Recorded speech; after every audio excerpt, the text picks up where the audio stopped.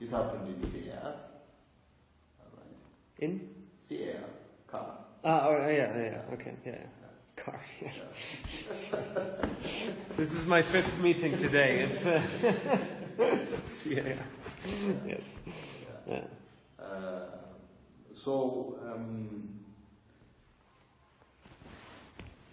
Maybe with the peace fund being revitalized and processes for its operationalization, rules for its, how it is going to be used are being set. Maybe that will change things. All right, because obviously with these new requirements and rules, you would therefore factor in already there are questions to what kind of stuff do you use peace fund and so on. That conversation is already there. But then if you look at the status quo, there could be two possibilities. There could be ex ante anticipation of what the EU will say to this mandate, right? Sort of self-censoring. Or there could be that you do something and then you end up with a mandate that does not receive, or aspects of the mandate that do not receive funding. Are both of those things happening, or how should we think about this?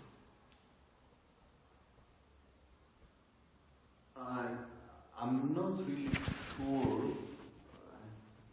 I'm not really sure. I mean, No, I'm just throwing this out there. Exactly. I'm trying to imagine how CAR happened, because I think there was some funding, I think, from the African Peace Facility, but there has been scrambling for getting what is it called, this voluntary contribution mechanism. What do they call it?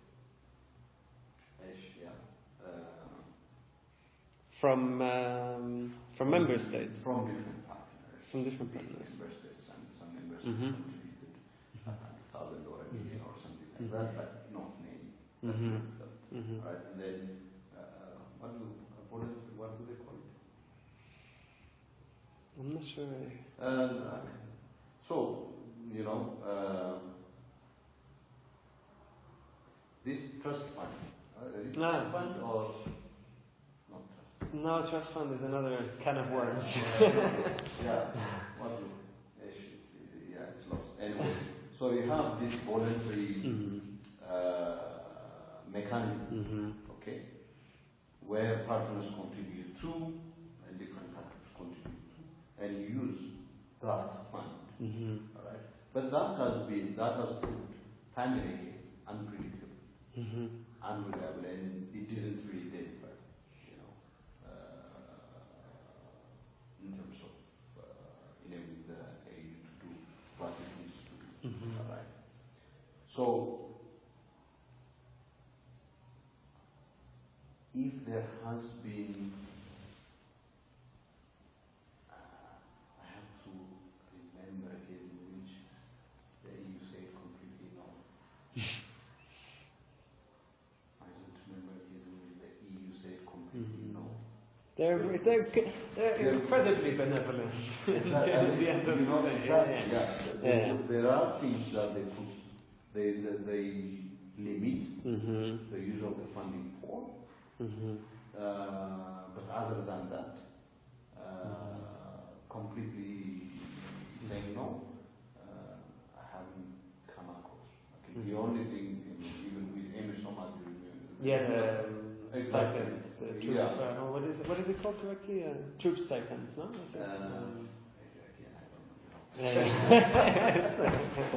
No, it's fine. You've also had a long day. The troop allocations. When they cut 20%, then it's created a lot of. And we agree that was one of the most drastic episodes of EU support, which has otherwise been. I mean, I'm not an EU citizen. I'm Swiss, but if I was an EU citizen, I'd be like, you know, there's quite a lot of money that flows so far, and then there's this crisis about the 20%. But it represents well the dynamics, right? But this 20% cut led to a major crisis in the relationship, and that's important. So, I mean, the background to that is actually something that has not been said. Okay. Which is basically... Enlighten me. I mean, obviously the question would be, why is the EU funding? And why are African troops laying their lives? Ah, you mean at that level, yes. So basically, there is,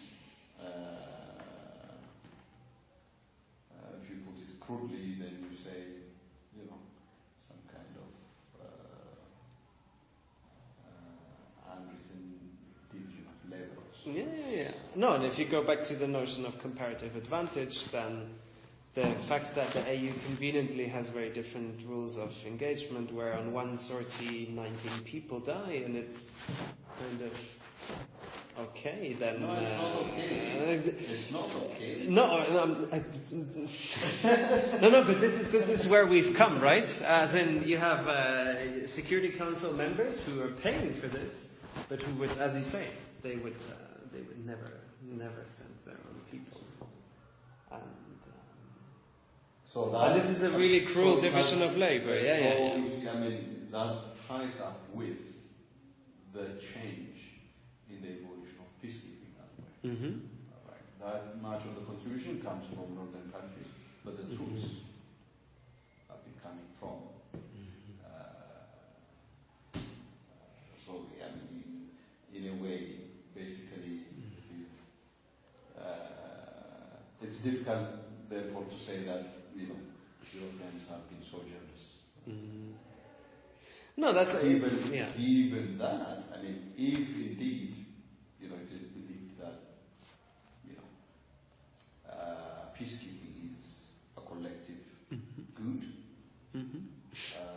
which serves international peace and security, then it's not really for being generous that the support is being given. It is being given for that collective good of maintaining international peace and security. So and that is, you know, yeah. And in a way, it reminds you that this mode of going about peace and security, or war specifically, reminds of the role of African soldiers in the Second World War, right? Where you sent the African soldiers first. The casualties were brutal. And no one taught me this in school when I learned about the Second World War. It's, and in a prolongation, or going all the way back to the beginning of this discussion, that sheds quite some critical light on the whole resolution that they're negotiating, trying to get agreed right now, right?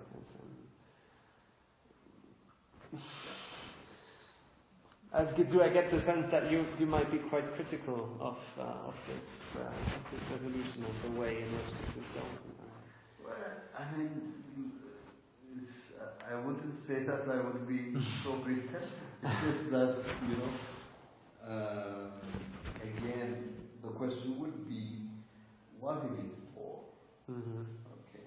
I mean, if we take, you know, this scambling of national interests out, and ask yourself, what is this thing for? Really.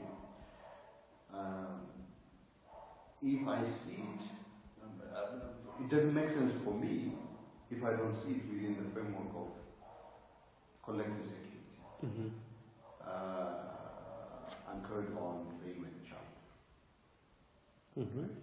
Because it can never make sense outside of that. And if that is what it is essentially founded on, then, you know, I ask, then why is it difficult Yeah.